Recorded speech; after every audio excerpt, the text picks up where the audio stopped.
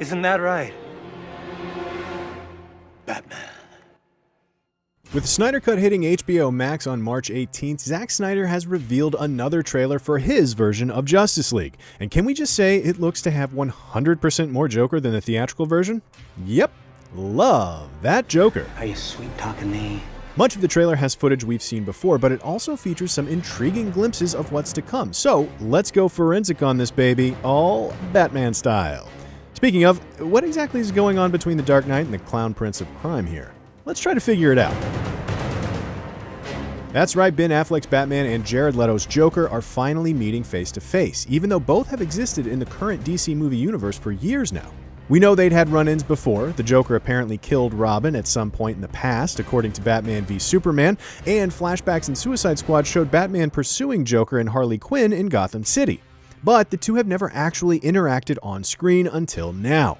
And what we get here in the final moments of this trailer are two very different takes on the legendary foes. The scene is taking place in Bruce Wayne's Knightmare vision of the future that was hinted at in BVS, one where Superman has apparently turned evil and taken over the world on Darkseid's behalf. It's a dystopian realm where Batman uses guns and cats and dogs are living together. Batman's goggles and jacket make it clear that's where this is happening, but also a recent interview with Zack Snyder in Vanity Fair confirms it. The cool thing about the scene is that it's Joker talking directly to Batman about Batman, Snyder said. It's Joker analyzing Batman about who he is and what he is. This take on the Joker is pretty different from the Leto version in Suicide Squad, who was all style and tattoos. Here, he's sitting on the hood of a car, staring out at the cityscape in the distance as Batman approaches him. Hair long and tangled, tattoos nowhere to be found, and sporting messed up Heath Ledger-style makeup and a police SWAT vest. The Joker here seems more, shall we say, in control than usual. The scene also brings to mind the recent comic story Batman Last Night on Earth, which finds Bruce Wayne waking up decades in the future only to learn that he's never been Batman and the world is now a wasteland. That tale was written by Scott Snyder, whose whole thesis with the Joker is that he sees himself as Batman's friend and tries his best to make Batman realize everyone else in his life, Robin especially, makes him weaker. So maybe Zack Snyder is portraying the Clown Prince that way here, with the two characters taking on a sort of reluctantly on the same side vibe. Snyder has also hinted that we may learn the meaning behind the Joker card taped to Batman's gun in the Knightmare vision from Batman v Superman. Sounds like they're going to cover a lot of ground in what's been reported as only a couple minutes of new footage. Elsewhere in the trailer, we can now confirm that Cyborg is also still around and in the maybe future of the Knightmare. At the very start of the trailer, we see what appears to be an alternate angle of Superman's final moments from BVS. Caught in Doomsday's clutch, Kal-El seems to let loose a series of super screams. We then hear VO from Lex Luthor taken from BVS as he says, "The bells didn't rung."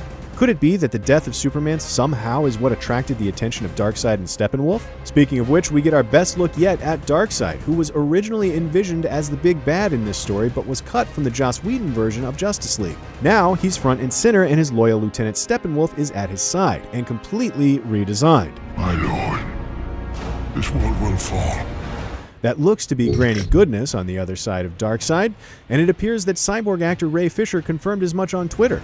In the comics, Granny works for Darkseid and is the head of his elite fighting force known as the Female Furies.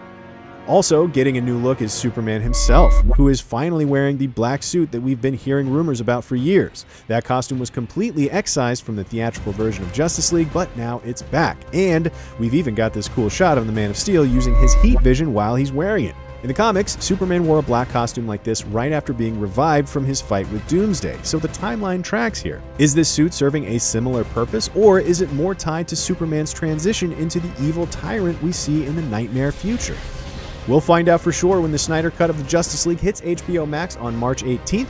While you wait, why not check out The Road to the Snyder Cut? And don't forget to like and subscribe to the IGN platform of your choice. They said the age of heroes would never come again. It will. It has to.